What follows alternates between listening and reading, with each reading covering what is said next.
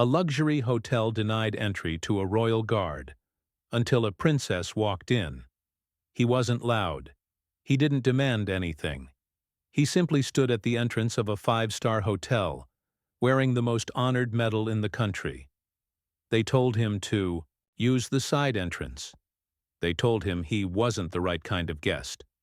What they didn't know was that this silent man had once saved a royal life, and someone had never forgotten. This is what happened when a soldier met a velvet rope. London, 6:42 p.m. Outside the Regal Monarch Hotel, one of the most prestigious buildings in the city, where black-gloved doormen open brass-rimmed doors, and every breath inside smells faintly of imported marble and old money. A man stands at the entrance, not begging, not lost, just waiting. His posture is upright, as if shaped by decades of discipline.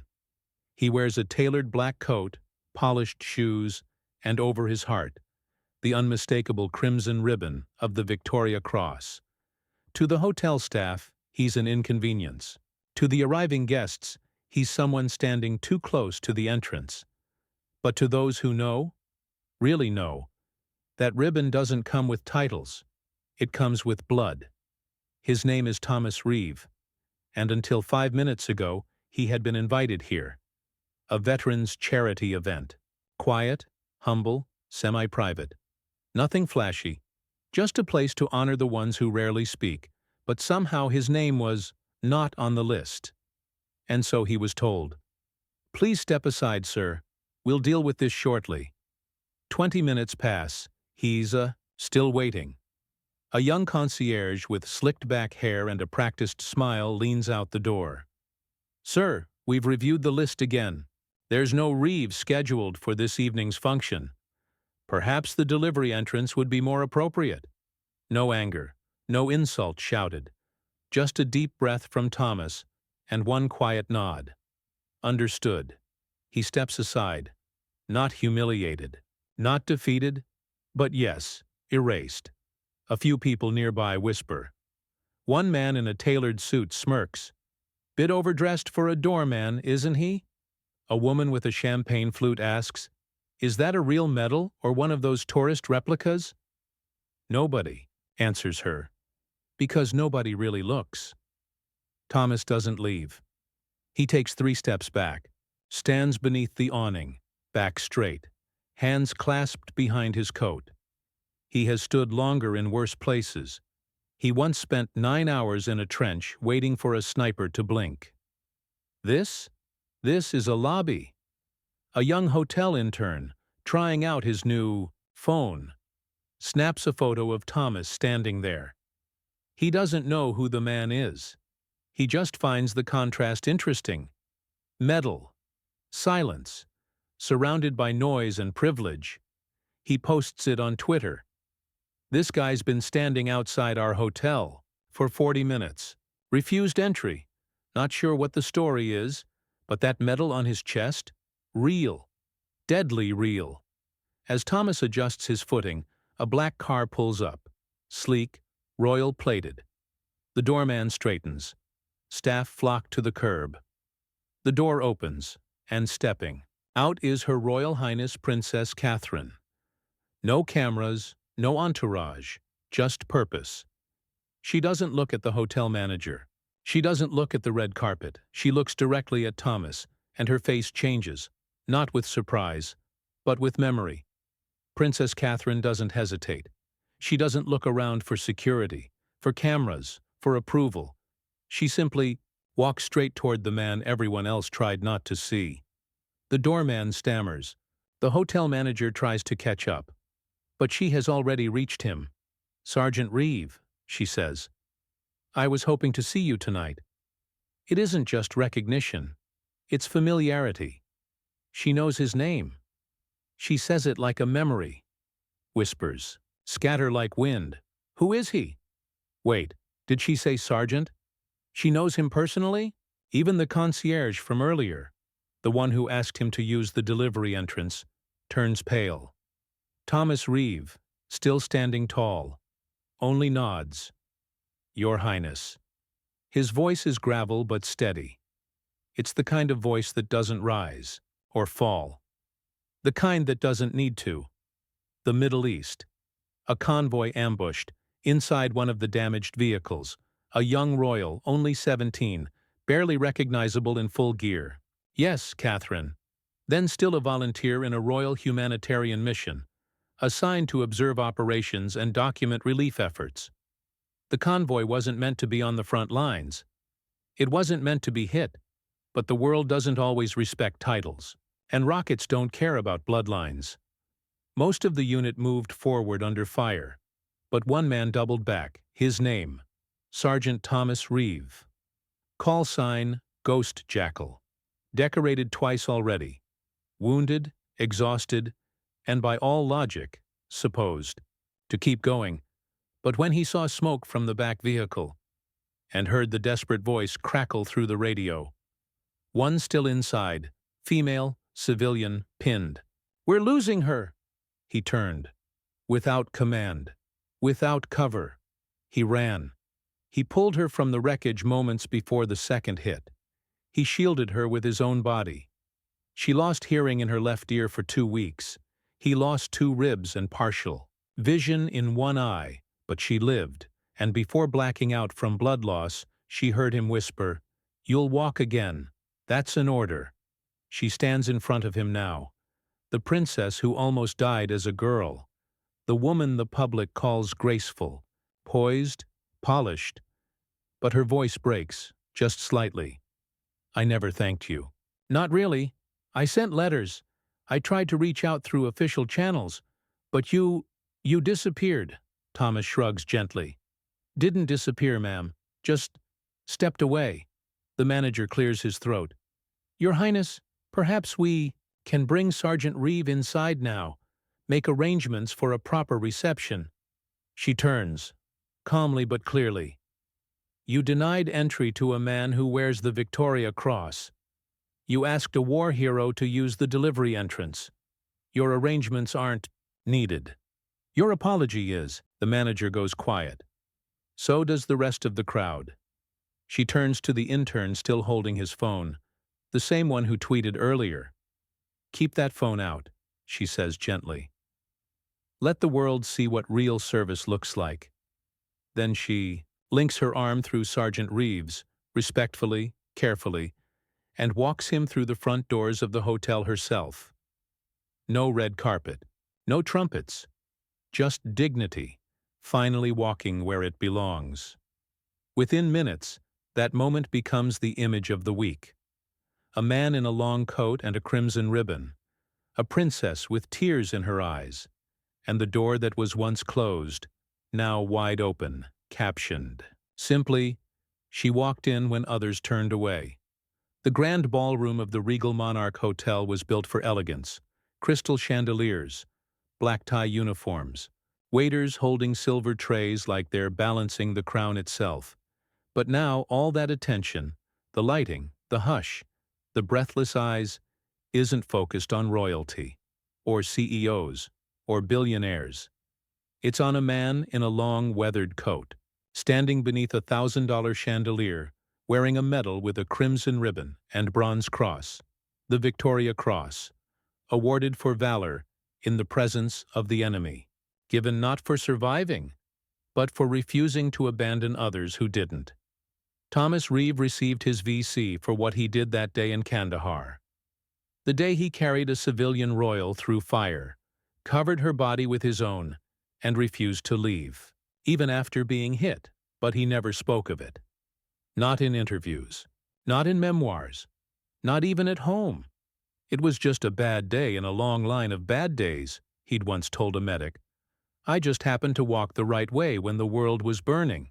Earlier that evening, several guests noticed the medal, but said nothing. A few whispered it might be a replica or a cosplay. One man at the bar even muttered, "Should have worn a tux, not a war story." And now, those same people watched him shake hands with a princess. The event's host, a major figure in corporate philanthropy, approached Thomas nervously. "Sergeant Reeve, would you like to say a few words?" Thomas looked at the microphone. Then, shook his head. No need. I've said what I needed to. But you haven't spoken? Thomas smiles. Barely. Exactly. The room held its breath, because suddenly, silence was louder than anything else they'd heard all night. It wasn't awkward. It was heavy, purposeful, earned. A different kind of speech. One delivered without volume. Just presence. She steps up to the mic instead. Many of you came tonight to honor veterans, but some of you only honor medals when they're behind glass. Some of you forgot what valor looks like, because it doesn't always arrive with a driver and a dinner jacket. The room doesn't move. This man didn't just serve, he saved. He disappeared so quietly the world forgot to thank him. She turns slightly, her voice warmer. I haven't. She raises her glass. So do others. But Thomas Reeve, he doesn't lift anything. He just stands there, still unbothered, a living statue carved by service. And somehow that means more than any toast ever could. Back on social media, the story explodes. Princess walks out of limo. Honors forgotten soldier. He wore the VC. They told him to leave. A medal you ignored, until it walked through the front door. Veterans from across the Commonwealth repost the story. Old friends of Reeve reach out. And civilians? They ask questions they should have asked years ago. Why don't we know his name? What does the Victoria Cross even mean? Why are our real heroes always so quiet? The hotel manager makes a note in his ledger. A personal one. Never ignore the man who doesn't demand attention. He may be the only one who deserves it. The gala, once a shimmering social display of status and networking, now feels hollow. The string quartet still plays. The servers still pass hors d'oeuvres. But the mood has shifted. It started subtly. Man in a tux removes his cufflinks and places them quietly into his pocket. A woman who was live posting for followers now holds her phone screen down, unread.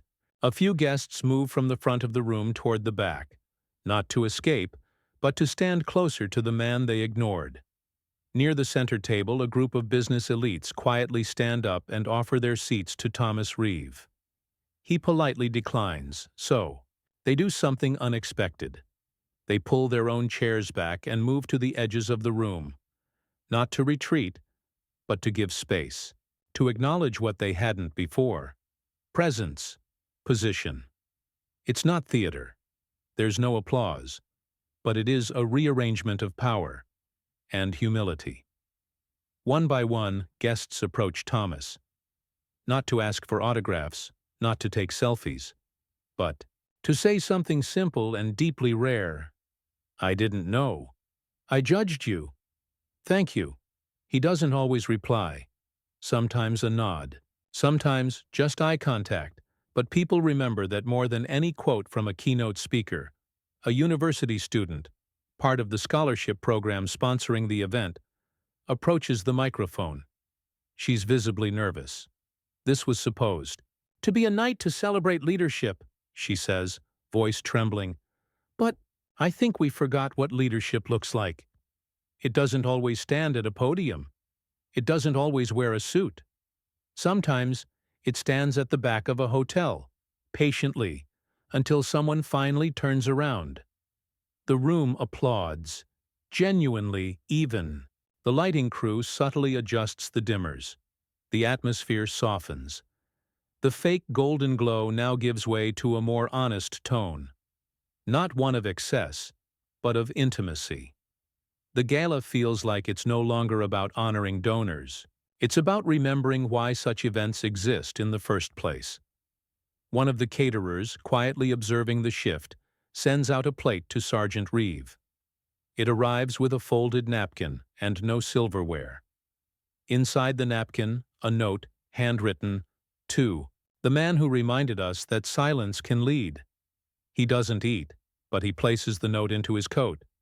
Back at the front desk, the young concierge, the one who told Thomas to use the delivery entrance, scrolls through his phone.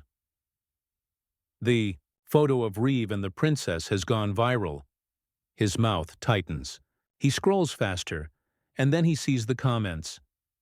Imagine being the guy who told that hero to step aside. This is what happens when you judge by dress code, not by legacy. Hope the hotel learns its lesson. The concierge doesn't interrupt. He doesn't defend himself. He simply waits by the edge of the ballroom until the crowd parts enough for Reeve to see him. And then he bows. No apology speech, no PR-approved statement, just a lowered head and open hands. Thomas gives the faintest nod. Forgiveness, offered quietly. As the evening nears its end, the princess returns to the mic. We hold these events to remember the sacrifice of others. But maybe next time we ask ourselves, do we really remember them, or just photograph them? Tonight, Sergeant Reeve walked through the door, and because of that, we all had to walk through our own. Most guests have gone home.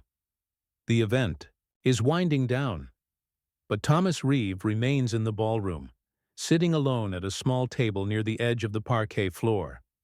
No spotlight, no speech prepared, just a folded napkin beside a cup of untouched coffee. And yet, people still watch him, quietly, from a distance. Not because he demands it, but because he commands it. She's not there for clicks. Not anymore. She's been covering the Royal Guard for over a decade. She knows of Reeve, vaguely, like a myth, a whisper. She gently approaches. Sergeant Reeve, may I ask just one question? He nods, barely. Why have you never spoken about what happened that day in Kandahar? He's silent for several seconds. Then, for the first time all night, he answers, because I wasn't the only one in that vehicle. His voice is soft but clear. He doesn't blink. His hands don't move. Only the words do. Everyone talks about how I pulled her out, how I carried her, how I shielded her. But they don't talk about the man who helped me drag open the door. He pauses. Private Leon Carter, 19 years old, fastest runner in our unit. Hated tea. He grabbed the opposite handle, got it halfway open. And then he stops, doesn't finish. He doesn't have to. The journalist doesn't fill the silence. She lets it linger. Finally, Reeve continues. He died helping me get her out. The blast didn't take me, it took him. The medal? It came in the mail 6 months later. He looks down at the ribbon over his chest. People salute it. But I only ever wore it. For him. And maybe that's why I couldn't wear it through the hotel doors earlier. Because I shouldn't be the only one remembered. Cut to Reeve in a small apartment, years earlier. Sitting at a kitchen, table, pen in hand, blank page before him. He starts writing a letter to Private Carter's mother. He stops, crumbles the page. Starts again. Same result. What do you say to someone whose son died helping you save a princess? He never finishes the letter, but he's carried that weight ever since. Standing nearby, just outside view, Princess Catherine has been listening. She steps into the light, eyes wet, voice steady. Then let me say it for you. She kneels, not to bow, but to face him at eye level. He wasn't forgotten. And neither were you. You said you only wore the medal for him. Then let the world know why. Tomorrow, you'll come to the palace. We'll record your story. Not just for a plaque, for the archives, for history, for truth. Reeve hesitates, then nods. He wore a medal for a man we never knew, until now. Reeve's story is released through official royal channels. Not sensationalized, not stylized, just truth. The footage shows him speaking simply, humbly, quietly, and in the comments beneath the video, I served with Carter. Thank you for saying his name. Now we know both heroes. This silence was sacred. I'm glad it finally spoke. It's an early morning at the Regal Monarch Hotel. No media, no speeches. Just two maintenance workers quietly unscrewing a brass plaque beside the entrance. A new one is ready. The old plaque had read, "Private Lounge Entrance, for VIP guests only." The new one simply says, "Reeve Room, dedicated to silent valor." Following public backlash and overwhelming requests from veterans, royals, and civilians alike, the hotel's board convened. They didn't issue a press statement. Instead, they reached out to Sergeant Thomas Reeve privately. He didn't want compensation. He didn't want a monument. He asked for a room, not a suite, not a discount. Just one room, made available, free of charge, to any war veteran who needed a place to stay in the city for medical care, family matters, or just a moment of rest. Room 214. Standard size. No golden trim, no opulence. But inside, a small framed photo of Private Leon Carter placed respectfully above the bed. A folded Union Jack on the bookshelf. A handwritten card that simply says, "This room is for you." From one who remembers. The hotel begins to quietly circulate the story to incoming guests. In their welcome letter, ask the front desk if you'd like to learn why we don't just offer luxury anymore. We offer legacy. Some ask, some don't. But for those who do, a quiet tour is offered, ending at room 214. During a tour, a 78-year-old woman, a retired Army field nurse, reaches the door and stops. She stares at the plaque. "That's the first time I've seen a room for us. Not just because we paid for it, but because someone knew what we carried." She doesn't go inside. She just places her palm on the door frame and whispers, "Thank you." Reeve is invited to attend the dedication ceremony. He declines the public event, but visits the room afterward. Alone. He enters room 214, takes off his coat, sits on the edge of the bed, and places something on the nightstand. A worn-out patch from Carter's uniform, the one he'd kept in his wallet for 14 years. It's not to a general, not to the media, but to Leon Carter's mother. This time, he finishes it. "Dear Mrs. Carter, I've tried to write this for years. Your son didn't die unknown. He saved a princess.